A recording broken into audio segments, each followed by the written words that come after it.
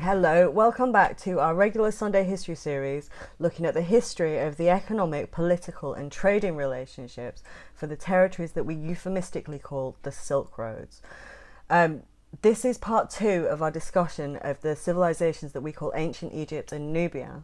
But actually, I just wanted to say sorry it's late. I accidentally kind of mangled the last one and I couldn't get it uploaded and I had to redo it. So this is a little bit late, so I will sort that out for next week. Now, in the last video, we looked at the origins of this civilization and their economic and political importance, and we looked at the geography. We looked at the Red Sea, which is a narrow strip of sea which links the Levant right down to the Indian Ocean. You can get to it from the Jordan Valley, and which provides a natural boundary between Africa and the Arabian Peninsula. And then we looked how the Nile, a very long river, runs parallel to this. And it runs up the way because it's in the southern hemisphere and comes out into the Mediterranean, and how this combination of waterways at this point in geography meant that this place had been very significant from much earlier than we can consider, and it had probably been a direct trade route to the Indus Valley civilization. And we said that what made this area so important and why we know it was so important is that it was a source of gold.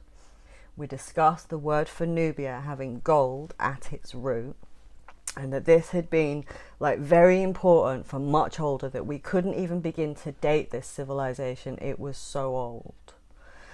Now, we went to the roots of Egyptian civilization and we identified a man called the Scorpion King as being a couple of generations before the establishment of the pharaoh system. And we looked at the fact that there was evidence that he had been part and had to possibly intervene in instability in the Fertile Crescent caused by the disintegration of the third dynasty of Ur, who are represented in biblical stories as Noah and his family. And we looked at the kind of defining features of this system of governance that emerges here that we associate with ancient Egypt: the pharaohs, the god's wife at the center, the mythology and the way that it had the pantheon of gods and how they might have reflected this instability. We looked at the fact that this very, very stable pharaoh rigid system actually kind of bound a lot of vassal territories where there were a lot of uneasy alliances, and that this was not as stable as it looked, but that because iconography was so static and repeated all the way through, that we had kind of missed this as modern readers, and also missed the significance of the geographical context that it was in, that we were reliant on Egyptian sources for our information about Nubia, and we hadn't really considered the complexity and importance of this entire territory. Now, I ended the video at the point where we reached the kind of boundary between the Old and the New Kingdom, and we reached the Bronze Age collapse. Now, the Bronze Age collapse did not just impact these two territories. This was literally a civilization-changing conflict that went across the Mediterranean, right around the Mediterranean. It resulted into, historians are confused, that civilizations literally appear to disappear, and there's such a massive reorganization as a consequence of what happens here, that Egyptian dominance ends and their maritime kind of superiority falls to a new emerging civilization called the Phoenicians. We looked at how the books of Exodus could give us insight into the establishment of the political engine that you can see at the remains of Petra, where there's a tribal governance model where the tombs of the ancestors form the basis of this political governance center, with a tribal federation at its core, a sacred complex and a harem function where powerful women from multiple civilizations would work and operate politically, with welfare systems at its core, and these high priestesses who we can trace back to the mountains kind of punctuating the Eurasian steppe to ancient China. And we discussed how this political engine, alongside the economic powerhouse that was Nubia, would then shape the economic organization of the antique world for a very, very long time. Now, what I want to talk to you about today is what that looks like as it matures and where it begins to kind of come apart a little bit, and the fortunes of these civilizations become about struggling against subordination. Now, when you're using biblical texts, as long as you don't take them literally and you understand that they are constructed to give you insight and they're to transmit history in very short symbolic stories, they can give you tremendous insight into the political changes in this region. Now, when you're using these texts, the books of Genesis and Exodus are very tautly written, and while they are not constructed in the form that we understand till about the 6th century, they're actually constructed as stories. The kings are stripped of identity details, so you can't identify them, and it's to send a direct message to within the Egyptian elite about the establishment of this site, Mount Kadesh, Holy Mountain, Mount Sinai, Jerusalem, whatever you want to call it. It has so many names. But ultimately, this site is kept behind a veil of secrecy, and the front face of this site is a strip of land called Canaan, which is described in the text in the conquest of Canaan, which there is no archaeological evidence for. And you can tell it's symbolic because trumpets appear out of the sky. This is actually about a double naming system to mask this political engine. But what I said was that geographically, like the strip of Canaan that actually exists is on the side of the Jordan Valley adjacent to the Mediterranean. It's tremendously prosperous in its own right. So cities appear on the coast, and they're centres of trade and technology, and they have sacred centres. And this, this is civilisations. This is real civilisations, not 2 or 3 line stories. They become more complex. 2 kingdoms appear in Canaan, Israel and Judea, Israel and Judah. And it's actually in the biblical stories concerning kings and kingship that you find tremendous insight into political changes that occurred here. Now, whereas the first books are incredibly tightly coded narratives to speak directly to an elite, what becomes apparent, Bible means library, it's lots of different perspectives, and there is often a war going on in the text. The Book of Kings, which represents this new development, leaves these kings' names intact so that a record can be created. This is very deliberately done and a marked change from earlier in the text. Now, the story of David is incredibly important. David is the one that's symbolically told about David and the Goliath. I think he kills him with a slingshot or something. This is an incredibly symbolic story, and what David represents is the only king in the Book of Kings who is anointed by God. Now, I don't believe in God, I'm not that way inclined. But what this means is that he has the power, the authority over this holy mountain, this city, is combined with his kingship. But this is incredibly important.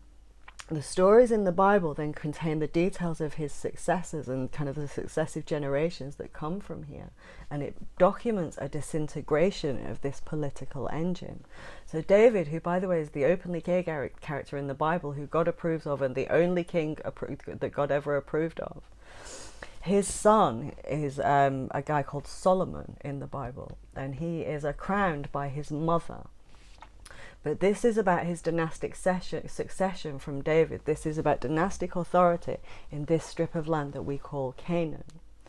This is not about the incredible amount of political power that comes with this tribal federation that's held at Kadesh, the city of David, Jerusalem, Holy Mountain. It goes under a lot of names because it lives behind a veil of secrecy created by the Jordan Valley. Now, in the story of Solomon, he marries the Queen of Sheba, who represents this economic centre here. I think the Kingdom of Cush, Axum, these are the names that we kind of have for this. But she represents this. And what she does is she comes to test Solomon with some riddles. And this is referred to in Josephus, who is a 1st century Jewish historian, describes Solomon cheating for these riddles and seeking answers to them.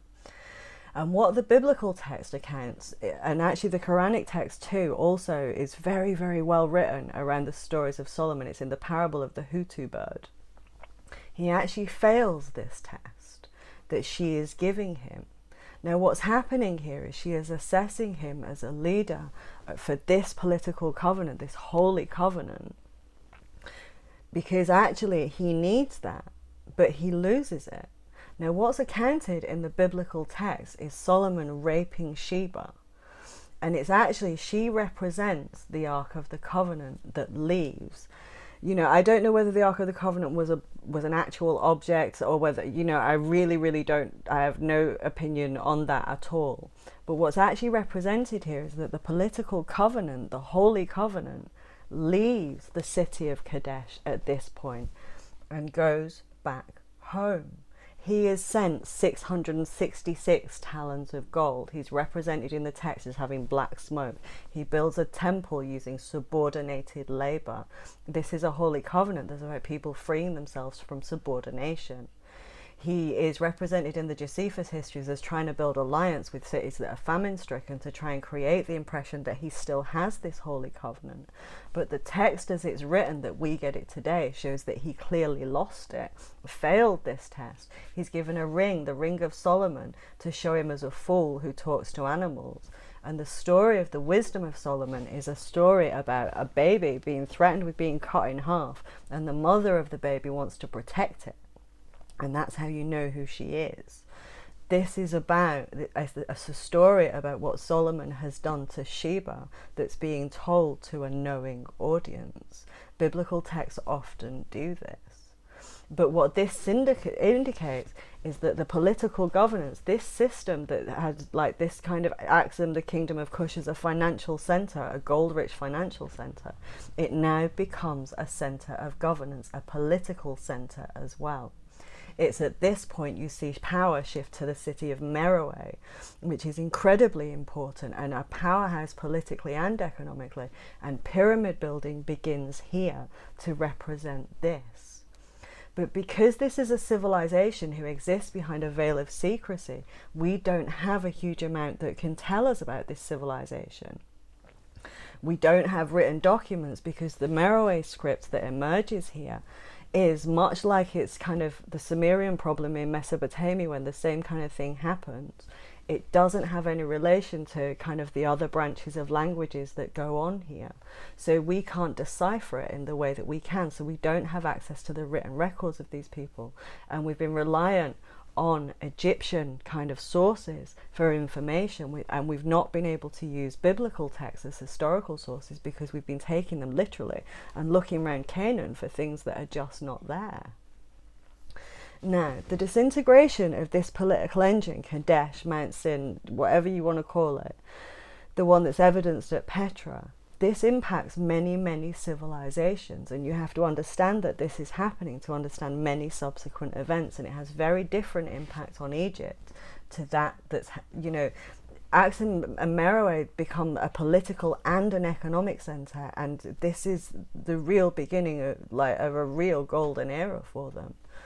But with Egypt, what happens is that they literally become vulnerable to, there's a civilization called the Assyrians. Now, the story in the Bible documents a series of kings that get progressively worse and ends with one called Jehoiakim. Now, Jehoiakim is recorded in Jewish history as the last wicked king, like really bad. Now, if you read the book of Judith, which is a supplementary text, it describes a high priestess from this city, Kadesh, kind of the holy mountain, literally having to seduce an Assyrian leader and then beheading him during the night to prevent kind of an exodus, to prevent like what appears to be very serious events. But it shows that this king Jehoiakim had secured the Cilician Gate in Turkey, presumably in preparation for these people to be marched to Babylon. The period of Jewish history that we describe as the Exile is incredibly important, and what it tells us about the political weakness and the kind of vulnerability that's created when the Assyrians are literally able to dominate, and you can see Assyrian kind of influences on Petra at this point. But what happens with the story of Solomon is you can date it from the kind of appearance of stuff in Meroe about 600-ish BC. The political centre that was contained here at Kadesh has to move to Meroe because this is where the Holy Covenant is. And in actual fact, Ethiopia still holds this Holy Covenant to this day. Now, this city at Kadesh continues to function, but because of what it does, it makes like entire territories vulnerable, and this is at the center of understanding Assyrian dominance. Now, much is made about the Egypt and Nubian rivalry, but in fact the last generation of pharaohs in Egypt before this period, Assyrian conquest, are actually Nubian, and this is likely to be about multiple civilizations facing up to the Assyrian threat. But in actual fact, the dynastic politics of Nubia and Egypt are incredibly interesting to look together, so I'll put some videos underneath. Now, this marks a shift to a new phase in the development of these civilizations. The Assyrian threat leads to the rise of Cyrus the Great. Cyrus the Great and the Jewish exile is incredibly important in understanding like the power of Cyrus the Great, and I'm going to talk in a little bit more detail about that when I look at the Persians the week after next. But Cyrus the Great is the first time that you can see many of these territories visible because they come under his control. But when we're looking at the conquest of Egypt in this period, it's important to understand that the Assyrians posed a threat that the Persian dominance is a response to. It's then the Persians' kind of dominance that results in the rise of Alexander the Great. And it's again this city and the territories that are bound that shape his conquest. He is not the first person to bind these territories. This is a modern fantasy. Now, Alexander the Great, he dies quite young in Babylon, and we're going to talk about Greek civilization. But you're actually then talking about one of the most important periods in Egyptian history, which is the Ptolemaic dynasty. Ptolemy Soter was one of, I think he was a general of Alexander the Great, and he secures Egypt for himself after Alexander's death. He becomes a pharaoh of Egypt. They maintain control of Egypt for 400 years. You know, it's important to understand that Ptolemies were Greek. They spoke Greek. Cleopatra spoke half a dozen languages, and not one of them was Egyptian. But their name, actually Ptolemy, that is actually represented in the New Testament as Salome, its roots are Solomon. So it comes back to this point. So you have a dynasty with Solomonic root at this kind of territory in Axum and Meroe, and this important political and economic center. And then the Ptolemy name is also linked to Solomon, and they are actually linked to Petra for hundreds and hundreds of years, right to its height. Throughout the wars of the Diadochi, which create chaos. You know, there are literally the four of Alexander the Great's successors. They go to war over territories, and they cause chaos across all these territories for a very long time. But the role of the Ptolemies in this is worth examining because they maintain these links with Jerusalem. Their reign is defined by seeking out information about these earlier pharaohs. There's as much distance between the Ptolemies and the pharaohs we talked about in the last video as there are between the Ptolemies and me. You know, this is a great period of time. And the Ptolemies are actually complex because, you know, Greek civilization is about colonization, but they are actually their legacy is incredible. It's actually, their dynastic toxicity is legendary. They are very much players in this war of the Diadochis. But Alexandria, the city that Alexander the Great establishes, becomes the intellectual foundation of the world. They seek to have the Hebrew books of scripture here. Alexandria is a center of Hebrew study. Alexandria is also the heights of Greek civilization. We think these things were at odds. They are not. These happened in the same place. Alexandria and Egypt and Ethiopia and Syriac texts are crucial to understanding early Christianity. When we look at the events of the first century, we're used to thinking that Rome occupied Egypt and this part of the world in Africa, but in actual fact they couldn't get access to this center. There's a bust of Augustus found in Meroe, and they wanted access to it. They didn't have enough people in Africa to have occupied it in the way that we think that they did. And the Ptolemies were the richest family in the world. And when you look at the course of events and start to unpick the Roman sources, what you find is a much more complex picture where Rome's progress has been halted. They have to dramatically change course. Within 400 years, the western half of the Roman Empire falls, and they have to consolidate east to meet this power center. The story of early Christianity as if this struggle waging out through early Christianity. In the book of Revelation of John, it's addressing churches in the East. These civilizations are not just at the kind of pinnacle of Greek civilization and at the core of Platonism being wound into Christian and Islamic thought. The saints come from, so many of them, many Islamic saints and Christian saints come from here. This is a really important political context that we're missing because of our reliance on taking certain religious texts literally and kind of taking Roman sources at face value. Now, this civilization, like, when Muhammad is re-establishing and reawakening these political networks in the formation of the Islamic Empire, when he's uniting Arabia, he's seeking support from Ethiopia. It's actually Ethiopian support that allows Islam to come into being. And what's very interesting is the speed at which this is forgotten. The Ethiopian identity is basically rooted in kind of resistance to subordination. They maintain their independence for a very, very, very long time, even as the rest of Africa is carved up by Western imperialism. But it's actually the Islamic Empire who kind of push against this, who they find, who really, really threaten this. And there appears to be some loss somewhere of an understanding of the role that this territory has played in the foundations of Islam. Egypt comes under the control of successive caliphates, but actually operates as a power center under the Fatimid Caliphate. And it's actually kind of relatively late in these places. Like, Egypt actually comes under the control of the Ottomans, and becomes its major struggle in its recent history has been against our dominance. The modern day border that exists between Sudan and Ethiopia is because Sudan was UK occupied. This is British occupied territory. This is a border that was still causing disputes very, very recently. Now, in terms, like in Egypt, like the conflict over the Suez, over the Suez Canal is modern history. And what's really important to understand is that we in the West did not even understand what these places were, and we rediscovered the strategic significance of Egypt during the Crusades. Now, I'm a fanatic about Norman history. Genuinely, I'm absolutely phenomenally fascinated by them. But compared to the civilization that they were meeting, they were savages. We rediscover the strategic significance of Egypt through the Crusades. And then we only see it through that strategic significance, and that's still playing out in the 20th century. Now, in the modern world, the Sudan and Ethiopia have become kind of our little pictures on our charitable giving, and we've reduced these countries to objects. Band-Aid, do they know it's Christmas? This is the country at the foundation of the Holy Covenant of the Bible and the Quran. And